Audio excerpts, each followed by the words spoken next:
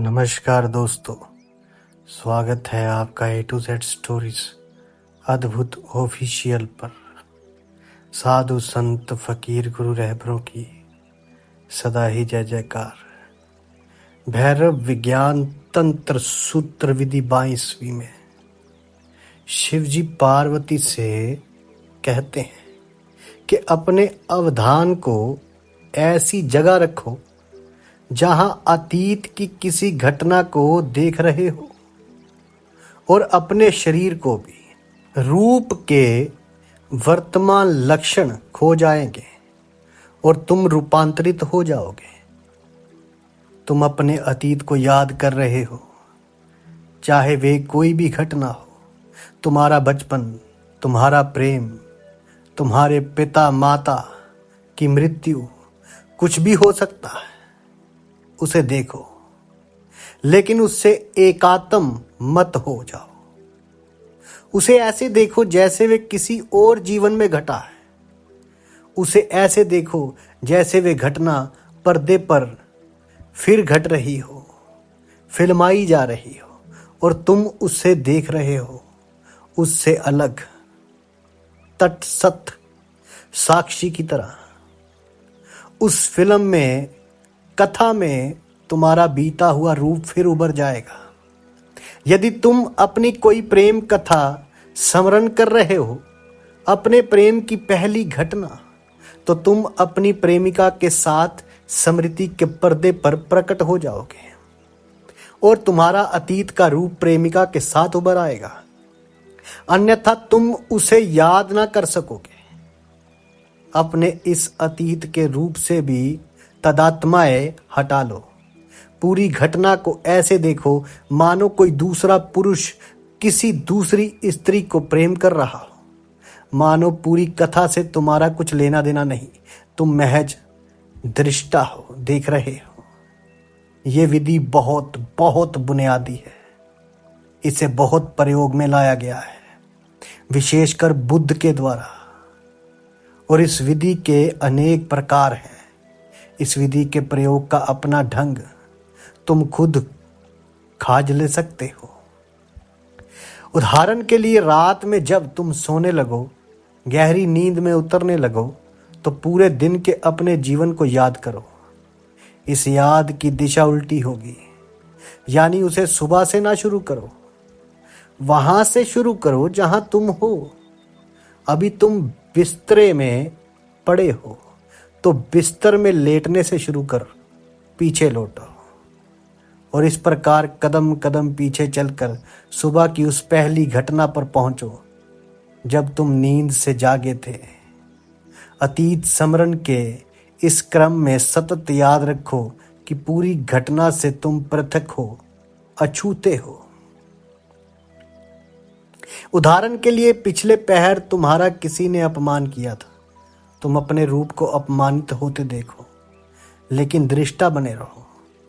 तुम्हें उस घटना में फिर नहीं उलझना है, फिर क्रोध नहीं करना है।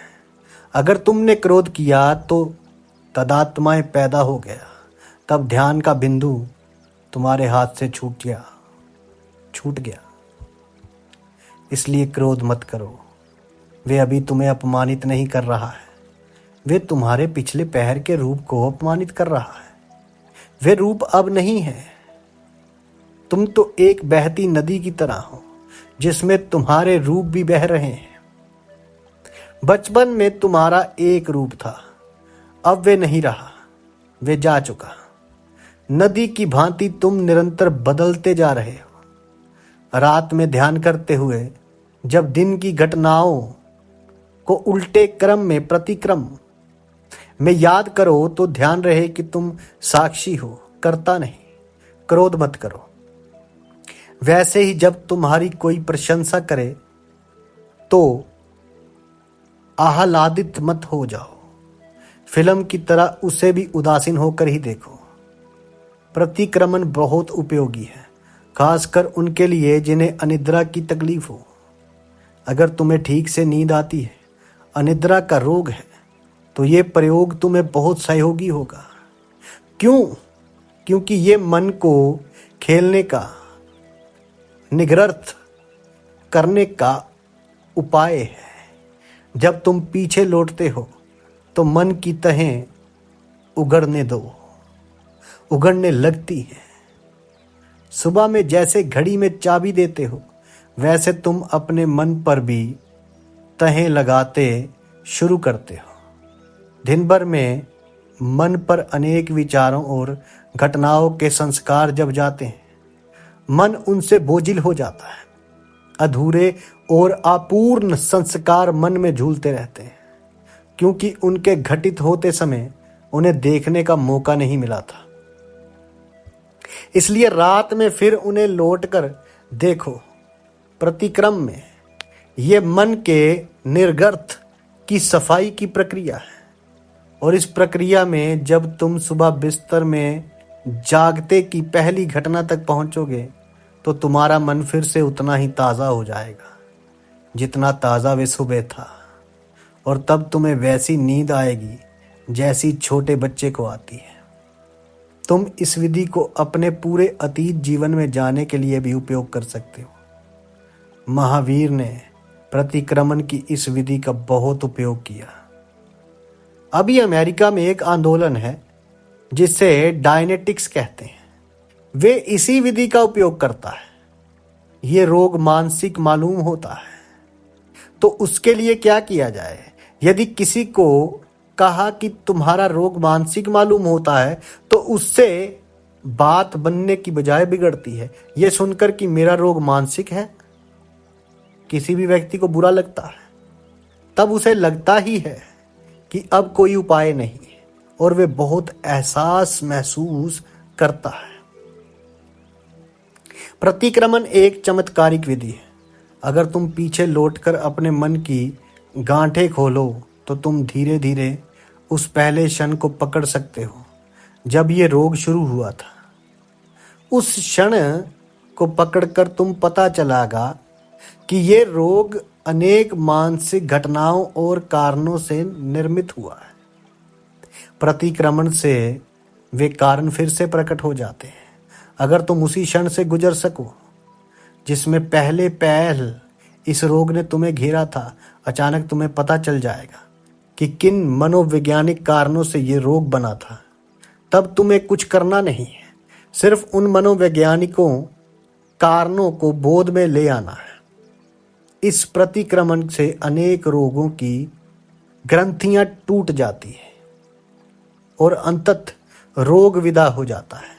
जिन ग्रंथियों को तुम जान लेते हो वे ग्रंथियां विसर्जित हो जाती हैं और उनसे बने रोग समाप्त हो जाते हैं। ये विधि गहरे रेचन की विधि है। अगर तुम इसे रोज कर सको तो तुम्हें एक नया स्वास्थ्य और एक नई ताजगी का अनुभव होगा। और अगर हम अपने बच्चों को रोज इसका प्रयोग करना सिखा दें तो उन्हें उनका अतीत कभी बोझल नहीं बना सकेगा। तब बच्चों को अपने अतीत में लौटने की जरूरत नहीं रहेगी। वे सदा यहाँ और अभी यानी वर्तमान में रहेंगे। तब उन पर अतीत का थोड़ा सा भी बोझ नहीं रहेगा। वे सदा स्वच्छ और ताज़ा रहेंगे। तुम इसे रोज कर सकते हो। पूरे दिन को इस तरह उल्टे क्रम से पुनर्खोल कर देख लेने से तुम्हें नई अंतर्दृष्टि प्राप्त होती है। तुम्हारा मन तो चाहेगा कि यादों को सिलसिला सुबह से शुरू करें, लेकिन उससे मन निर्गर्थक नहीं होता। उल्टा पूरी चीज़ दोहरा कर और मजबूत हो जाती है। इसलिए सुबह से शुरू करना गलत होगा।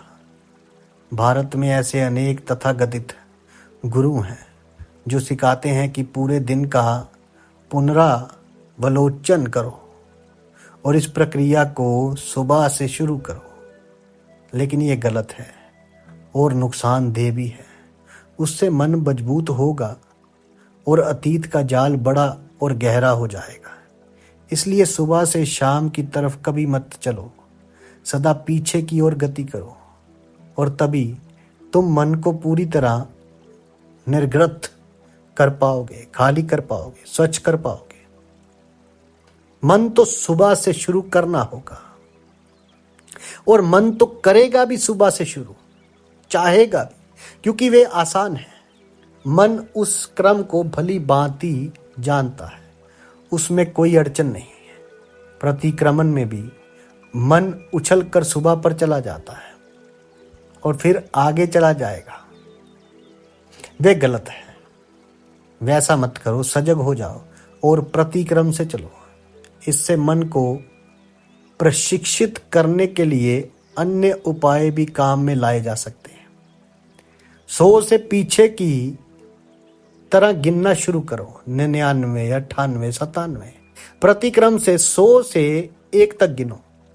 इसमें भी अड़चन होगी, क्योंकि मन की आदत है 1 से 100 की ओर जाने की, 100 से 1 की ओर जाने की नहीं।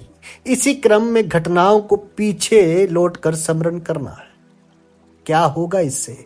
पीछे लौटते हुए मन को फिर से खोलकर देखते हुए तुम साक्षी हो जाओ।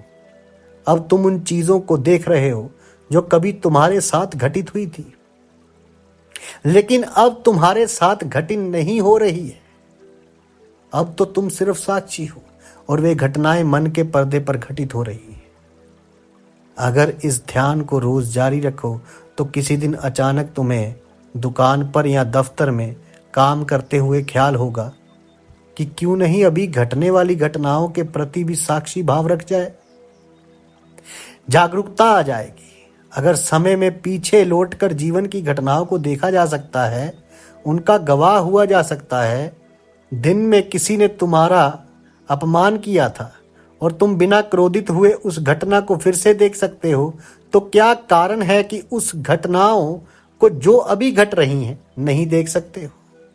कठिनाई क्या है? कोई तुम्हारा अपमान कर रहा है। तुम अपने को घटना से पृथक कर सकते हो और देख सकते हो कि कोई तुम्हारा अपमान कर रहा है। तुम ये भी देख सकते हो कि तुम अपने शरीर से, अपने मन से और उससे भी जो अपमानित हुआ है पृथक हो। तुम सारी चीज के गवाह हो सकते हो, और अगर ऐसे गवाह हो सको तो फिर तुम्हें क्रोध नहीं होगा। क्रोध तब असंभव हो जाएगा। क्रोध तो संभव होता है जब तुम तदात्मय करते हो। अगर तदात्मय नहीं है तो क्रोध असंभव है। क्रोध का अर्थ तदात्मय है। ये विधि कहती है कि अतीत की किसी घटना को देखो, उसमें तुम्हारा रूप उपस्थित होगा। यह सूत्र तुम्हारी नहीं, तुम्हारे रूप की बात करता है। तुम तो कभी वहां थे ही नहीं। सदा किसी घटना में तुम्हारा रूप उलझता है, तुम उसमें नहीं होते। जब तुम मुझे अपमानित करते हो तो सच में तुम मुझे अपमानित नहीं करते। तुम मेरा अपमान नहीं कर सकते, केवल मेरे रूप का अपमान कर सकते हो। मैं जो रूप हूं तुम्हारे लिए, तो उसी की उपस्थिति अभी है और तुम उसे अपमानित कर सकते हो, लेकिन मैं अपने को अपने रूप से पृथक कर सकता हूं। यही कारण है कि हिंदू रूप से अपने को पृथक करने की बात पर जोर देता है। तुम तुम्हारा नाम रूप नहीं हो, तुम वे चैतन्य हो जो नाम रूप को जानता है, और चैतन्य पृथक है, सर्वथा पृथक है। लेकिन वे कठिन है, इसलिए अतीत से शुरू करो, वे सरल है। क्योंकि अतीत के साथ कोई तात्कालिकता का भाव नहीं रहता है। किसी ने 20 साल पहले तुम्हें अपमानित किया था, उसमें तात्कालिकता का भाव अब कैसे होगा? वे आदमी मर चुका होगा और बात समाप्त हो गई, मर ही गया। लो, ये एक मुर्दा घटना है, अतीत से याद की हुई। उसके प्रति जागरूक होना आसान है, लेकिन एक बार तुम उसके प्रति जागना सीख गए तो अभी और यहां होने वाली घटनाओं के प्रति भी जाना हो सकता है। लेकिन अभी और यहां से आरंभ करना कठिन है। समस्या इतनी तात्कालिक है, निकट है, जरूरी है कि उसमें गति करने के लिए जगह ही कहाँ है। थोड़ा दूरी बनाना और घटना से पृथक होना कठिन बात है। इसलिए सूत्र कहता है कि अतीत से आरंभ करो, अपने ही रूप को अपने से अलग करके देखो और उसी के द्वारा रूपांतरित हो जाओ। इसके द्वारा रूपांतरित हो जाओगे, क्योंकि ये निर्गर्थन है। एक गहरी सफाई है, धुलाई है। और तब तुम जानोगे कि समय में जो तुम्हारा शरीर है, तुम्हारा मन है, अस्तित्व है, वे तुम्हारा वास्तविक यथार्थ नहीं है, वे तुम्हारा सत्य नहीं है। सार सत्य सर्वथा भिन्न है। उस सत्य से चीजें आती जाती हैं और सत्य अछूता रह जाता है। तुम अस्पर्शित रहते हो, निर्दोष रहते हो, कुंवारे रहते हो। सब कुछ गुजर जाता है, पूरा जीवन गुजर जाता है। शुभ और अशुभ, सफलता और विफलता, प्रशंसा और निंदा, सब कुछ गुजर जाता है। रोग और स्वास्थ्य, जवानी और बुढ़ापा, जन्म और मृत्यु, सब कुछ व्यतीत हो जाता है और तुम अछूते रहते हो। लेकिन इस अस्पर्शित सत्य को कैसे जाना जाए? इस विधि का वही उपयोग है। अपने अतीत से आरंभ करो। अतीत को देखने के लिए अवकाश उपलब्ध है, अंतराल उपलब्ध है, परिप्रेक्ष्य संभव है। या भविष्य को देखो, भविष्य का निरीक्षण करो। लेकिन भविष्य को देखना भी कठिन है। सिर्फ थोड़े से लोगों के लिए भविष्य को देखना कठिन नहीं है। कवियों और कल्पनशील लोगों के लिए भविष्य को देखना कठिन नहीं है। वे भविष्य को ऐसे देख सकते हैं जैसे वे किसी यथार्थ को देखते हैं। लेकिन सामान्यतः अतीत को उपयोग में लाना अच्छा है। तुम अतीत में देख सकते हो। जवान लोगों के लिए भविष्य में देखना अच्छा रहता है। उनके लिए भविष्य में झांकना सरल है क्योंकि वे भविष्योन्मुख है। बूढ़े लोगों के लिए मृत्यु के सिवाय कोई भविष्य नहीं है। वे भविष्य में नहीं देख सकते हैं, वे भयभीत हैं। यही वजह है कि बूढ़े लोग सदा अतीत के संबंध में विचार करते रहते हैं। वे पुनर् अपने अतीत की स्मृति में घूमते रहते हैं। लेकिन वे भी वही भूल करते हैं। वे अतीत से शुरू कर वर्तमान की ओर आते हैं। ये गलत है। उन्हें प्रतिक्रमण करना चाहिए। अगर वे बार बार अतीत से प्रतिक्रम से लौट सकें तो धीरे धीरे उन्हें महसूस होगा कि उनका सारा अतीत बह गया। तब कोई आदमी अतीत में चिपके बिना, अटके बिना मर सकता है, आराम की मृत्यु। अगर तुम अतीत को अपने से चिपकने ना दो, अतीत में ना अटको, अतीत को हटाकर मर सको, तब तुम सजग मरोगे। तब तुम पूरे बोध में, पूरे होश में मरोगे। और तब मृत्यु तुम्हारे लिए मृत्यु नहीं रहेगी, बल्कि वे अमृत के साथ मिलन में बदल जाएगी। मृत्यु अमृत में बदल जाएगी। अपनी पूरी चेतना को अतीत के बोझ से मुक्त कर दो। उससे अतीत के मैल को निकाल कर उसे शुद्ध कर दो और तब तुम्हारा जीवन रूपांतरित हो जाएगा। यही इस सूत्र में शिव पार्वती से कहते हैं। प्रयोग करो। ये उपाय कठिन नहीं है। सिर्फ अध्यवसाय की सतत चेष्टा की जरूरत है। विधि में कोई अंतर्भूत कठिनाई नहीं है। ये सरल है और तुम आज से ही इसे शुरू कर सकते हो। आज ही रात अपने बिस्तर में लेटकर शुरू कर दो और तुम बहुत सुंदर और आनंदित अनुभव करोगे। पूरा दिन फिर से गुजर जाएगा। लेकिन जल्दबाजी मत करो। धीरे धीरे पूरे क्रम से गुजरो ताकि कुछ भी दृष्टि से चूके नहीं। ये एक आश्चर्यजनक अनुभव है क्योंकि अनेक ऐसी चीजें तुम्हारी निगाह के सामने आएंगी जिन्हें दिन में तुम चूक गए थे। दिन में बहुत व्यस्त रहने के कारण तुम बहुत सुंदर चीजें चूकते जाते हो। लेकिन मन उन्हें भी अपने भीतर इकट्ठा करता जाता है। तुम्हारी बेहोशी में भी मन उनको ग्रहण करता जाता है। तुम सड़क पर जा रहे हो और कोई आदमी गा रहा था। हो सकता है कि तुमने उसके गीत पर कोई ध्यान नहीं दिया हो। तुम्हें यह भी बोध ना हुआ हो कि तुमने उसकी आवाज भी सुनी, लेकिन तुम्हारे मन ने उसके गीत को भी सुना और अपने भीतर स्मृति में रख लिया। अब वे गीत तुम्हें पकड़े रहेगा। वे तुम्हारी चेतना पर अनावश्यक बोझ बना रहेगा। तो पीछे लौट कर देखो, लेकिन बहुत धीरे धीरे उसमें गति करो। ऐसा समझो कि पर्दे पर बहुत धीमी गति से कोई फिल्म दिखाई जा रही। ऐसे ही अपने बीते दिन की छोटी से छोटी घटना को गौर से देखो, उसकी गहराई में जाओ और तब तुम पाओगे कि तुम्हारे दिन बहुत बड़ा था। वे सचमुच बड़ा था क्योंकि मन को उसमें अनगिनत सूचनाएं मिली और मन ने सबको इकट्ठा कर लिया। तो प्रतिक्रमण करो। धीरे धीरे तुम उस सब को जानने में सक्षम हो जाओगे जिन्हें तुम्हारे मन ने दिन भर में अपने भीतर इकट्ठा कर लिया था। वे टेप रिकॉर्ड जैसा है और तुम जैसे जैसे पीछे जाओगे मन का टेप पुख्ता जाएगा, साफ होता जाएगा और तब तक तुम सुबह की घटना के पास पहुंचोगे, तुम्हें नींद आ जाएगी और तब तुम्हारी नींद की गुणवत्ता और होगी। वे नींद भी ध्यानपूर्ण होगी और दूसरे दिन सुबह नींद से जागने पर अपनी आंखों को तुरंत मत खोलो।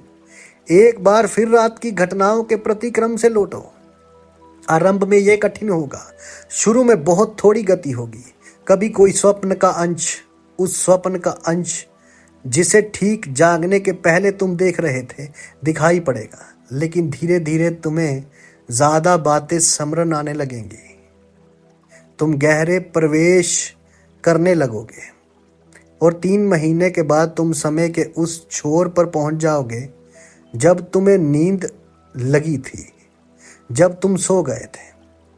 और अगर तुम अपनी नींद में प्रतिक्रम से गहरे उतर सको तो तुम्हारी नींद और जागरण की गुणवत्ता बिल्कुल बदल जाएगी। तब तुम्हें सपने नहीं आएंगे, तब सपने व्यर्थ हो जाएंगे। अगर दिन और रात दोनों में तुम प्रतिक्रमण कर सके तो फिर सपनों की जरूरत नहीं रहेगी। अब मनोवैज्ञानिक कहते हैं कि सपना भी मन को फिर से खोलने, खाली करने की प्रक्रिया है। और अगर तुम स्वयं ये काम प्रतिक्रमण के द्वारा कर लो तो स्वप्न देखने जरूरत ही नहीं रहेगी। सपना इतना ही तो करता है, जो कुछ मन में अटका है, अधूरा पड़ा था, अपूर्ण था, उसे वे पूरा कर देता है। नींद की कठिनाइयां यही बताती हैं कि तुम्हारा दिन अभी भी तुम पर हावी है और तुम उससे मुक्त नहीं हो पा रहे हो। तब रात में तुम स्वप्न देखेंगे कि तुम उस मकान के मालिक हो गए हो और अब तुम उस मकान में वास कर रहे हो। और जिस क्षण ये स्वप्न घटित होता है, क्योंकि सपने तुम्हारी अधूरी चीज़ों को पूरा करने में सहयोगी होते हैं और ऐसी चीज़ें हैं जो पूरी नहीं हो सकती। तुम्हारा मन अनगर्ल कामनाएं किए जाता है, वे यथार्थ में पूरी नहीं हो सकती, तो किया क्या जाए। वे अधूरी कामनाएं तुम्हारे भीतर बनी रहती है और तुम आशा किए जाते हो, सोच विचार किए जाते हो। तो क्या किया जाए। तुम्हें एक सुंदर स्त्री दिखाई देती है और तुम उसके प्रति आकर्षित हो गए। अब उसे पाने की कामना तुम्हारे भीतर पैदा हो गई, जो हो सकता है संभव ना हो सकता है वे स्त्री तुम्हारी तरफ ताकना भी पसंद ना करे। तब क्या हो। स्वप्न यहाँ तुम्हारी सहायता करता है। स्वप्न में तुम उस स्त्री को पा सकते हो और तब तुम्हारा मन हल्का हो जाएगा। जहां तक मन का संबंध है, स्वप्न और यथार्थ में कोई फर्क नहीं है। मन के तल पर क्या फर्क। किसी स्त्री को यथार्थ प्रेम करने और सपने में प्रेम करने में क्या फर्क है। कोई फर्क नहीं। अगर फर्क है तो इतना कि स्वप्न यथार्थ से ज्यादा सुंदर होगा। स्वप्न की स्त्री कोई आईचन नहीं खड़ी रहेगी और कोई भी अड़चन नहीं खड़ी करेगी। स्वप्न तुम्हारा और उसमें तुम जो चाहे कर सकते हो। वे स्त्री तुम्हारे लिए कोई बाधा नहीं पैदा करेगी। वे तो है ही नहीं, तुम ही हो। वहां कोई अड़चन नहीं है, तुम जो चाहो कर सकते हो। मन के लिए कोई भेद नहीं है। मन स्वप्न और यथार्थ में कोई भेद नहीं कर सकता है। उदाहरण के लिए, तुम्हें यदि 1 साल के लिए बेहोश करके रख दिया जाए और उस बेहोशी में तुम सपने देखते रहो, तो 1 साल तक तुम्हें बिल्कुल पता नहीं चलेगा कि जो भी तुम देख रहे हो वे सपना है। सब यथार्थ जैसा लगेगा और स्वप्न साल भर चलता रहेगा। मनोवैज्ञानिक कहते हैं कि अगर किसी व्यक्ति को 100 साल के लिए कोमा में रख दिया जाए तो वे 100 साल तक सपने देखता रहेगा और उसे क्षण भर के लिए भी संदेह नहीं होगा कि जो मैं कर रहा हूं वे स्वप्न है। और यदि कोमा में ही मर जाएगा तो उसे कभी पता नहीं चलेगा कि मेरा जीवन एक स्वप्न था, सच नहीं था। मन के लिए कोई भेद नहीं है। सत्य और स्वप्न दोनों समान हैं। इसलिए मन अपने को सपनों में भी निर्गत कर सकता है। अगर इस विधि का प्रयोग करो तो सपना देखने की जरूरत नहीं है। तब तुम्हारी नींद की गुणवत्ता ही पूरी तरह से बदल जाएगी, क्योंकि सपनों की अनुपस्थिति में तुम अपने अस्तित्व की आत्यंतिक गहराई में उतर सकोगे और तब नींद में भी तुम्हारा बोध कायम रहेगा। कृष्ण गीता में यही बात कर रहे हैं कि जब सभी गहरी नींद में होते हैं तो योगी जागता रहता है। इसका अर्थ ये नहीं कि योगी नहीं सोता, योगी भी सोता है, लेकिन उसकी नींद का गुण धर्म भिन्न है। तुम्हारी नींद ऐसी है जैसे नशे की बेहोशी होती है। योगी की नींद प्रगाढ़ विश्राम है, जिससे कोई बेहोशी नहीं करती, कोई बेहोशी नहीं रहती। उसका सारा शरीर विश्राम में होता है, एक एक कोश विश्राम में होता है। वहां जरा भी तनाव नहीं रहता। और बड़ी बात कि योगी अपनी नींद के प्रति जागरूक रहता है। इस विधि का प्रयोग करो। आज रात से ही प्रयोग शुरू करो और फिर सुबह भी इसका प्रयोग करना। एक सप्ताह में तुम्हें मालूम होगा कि तुम विधि से परिचित हो गए हो। एक सप्ताह के बाद अपने अतीत पर प्रयोग करो। बीच में एक दिन की छुट्टी रख सकते हो। किसी एकांत स्थान में चले जाओ। अच्छा हो कि उपवास करो। उपवास और मौन। एकांत समुद्र तट पर या किसी झाड़ के नीचे लेटे रहो। वहां से उसी बिंदु से अपने अतीत में प्रवेश करो। अगर तुम समुद्र तट पर लेटे हो तो रेत को अनुभव करो, धूप को अनुभव करो और तब पीछे की ओर सरको और सरकते चले जाओ। अतीत में गहरे उतरते चले जाओ। देखो कि कौन सी आखिर बात स्मरण आती है। तुम्हें आश्चर्य होगा कि सामान्यतः तुम बहुत कुछ स्मरण नहीं कर सकते हो। सामान्यतः अपनी 4 या 5 वर्ष की उम्र के आगे नहीं जा सकोगे। जिनकी याददाश्त बहुत अच्छी है वे 3 वर्ष की सीमा तक जा सकते हैं। उसके बाद अचानक एक अवरोध मिलेगा जिसके आगे सब कुछ अंधेरा मिलेगा। लेकिन अगर तुम इस विधि का प्रयोग करते रहे तो धीरे धीरे ये अवरोध टूट जाएगा। तुम अपने जन्म के प्रथम दिन को भी याद कर लोगे और वे एक बड़ा रहस्योद्घाटन होगा। तब धूप बालों और सागर तट पर लेटकर तुम्हें एक दूसरे ही आदमी होगे और जब तुम वहां से लौटोगे तुम अलग हो जाओगे। यदि तुम श्रम करो तो तुम गर्भ तक भी जा सकते हो। तुम्हारे पास माँ के पेट की स्मृतियां हैं। माँ के साथ 9 महीने होने की बात भी तुम्हें याद है। तुम्हारे मन में उन 9 महीनों की कथा भी लिखी है। जब तुम्हारी माँ दुखी हुई थी तो तुमने उसको भी मन में लिख लिया था, क्योंकि माँ के दुखी होने से तुम भी दुखी हुए थे। तुम अपनी माँ के साथ इतने जुड़े थे, संयुक्त थे कि जो कुछ तुम्हारी माँ का होता था वे तुम्हें भी होता था। जब वे क्रोध करती थी तो तुम भी क्रोध करते थे। जब वे खुश थी तो तुम भी खुश थे। जब कोई उसकी प्रशंसा करता था तो तुम भी प्रशंसित होते थे।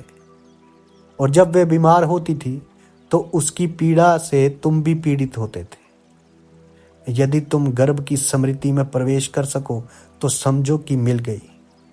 और जब तुम और गहरे उतर सकते हो तब तुम उस क्षण को भी याद कर सकते हो जब तुमने मां के गर्भ में प्रवेश किया था। इसी जात स्मरण के कारण महावीर और बुद्ध कह सके हैं कि पूर्व जन्म है और पुनर्जन्म काई सिद्धांत नहीं है। वे एक गहन अनुभव है। और अगर तुम उस क्षण की स्मृति को पकड़ सको जब तुमने मां के गर्भ में प्रवेश किया था तो तुम उससे भी आगे जा सकते हो। तुम अपने पूर्व जीवन की मृत्यु को भी याद कर सकते हो। और एक बार तुमने उस बिंदु को छू लिया तो समझो कि विधि तुम्हारे हाथ लग गई। तब तुम आसानी से अपने सभी पूर्व जन्मों में गति कर सकते हो। ये एक अनुभव है और इसके परिणाम आश्चर्यजनक है। जब तुम्हें पता चलता है कि तुम जन्मों जन्मों से उसी व्यर्थता को जी रहे हो जो अभी तुम्हारे जीवन में है, एक ही मूर्ता को तुम जन्मों जन्मों से दोहराते रहे हो, भीतरी ढंग ढांचा वही है, सिर्फ ऊपर ऊपर थोड़ा फर्क है। अभी तुम इस स्त्री के प्रेम में हो, कल किसी अन्य स्त्री के प्रेम में थे। कल तुमने धन बटोरा था, आज भी धन बटोर रहे हो। फर्क इतना है कि कल के सिक्के और थे, आज के सिक्के और हैं, लेकिन सारा ढांचा वही है जो पुनरावृत्त होता रहा है। और एक बार तुम देख लो कि जन्मों जन्मों से एक ही तरह की मूर्ता एक दुष्चक्र की भांति घूमती रही है, तो अचानक तुम जाग जाओगे और तुम्हारा पूरा अतीत स्वप्न से ज्यादा नहीं रहेगा। तब वर्तमान सहित सब कुछ स्वप्न जैसा लगेगा। तब तुम उससे सर्वथा टूट जाओगे और अब नहीं चाहोगे कि भविष्य में फिर से मूर्ता दोहरा सको। तब वासना समाप्त हो जाएगी, क्योंकि वासना भविष्य में अतीत का परसेप्शन है, उससे अधिक कुछ नहीं। तुम्हारा अतीत का अनुभव भविष्य में दोहराना चाहता है, वही तुम्हारी कामना है, चाहत है। पुराने अनुभव को फिर से भोगने की चाह की कामना है।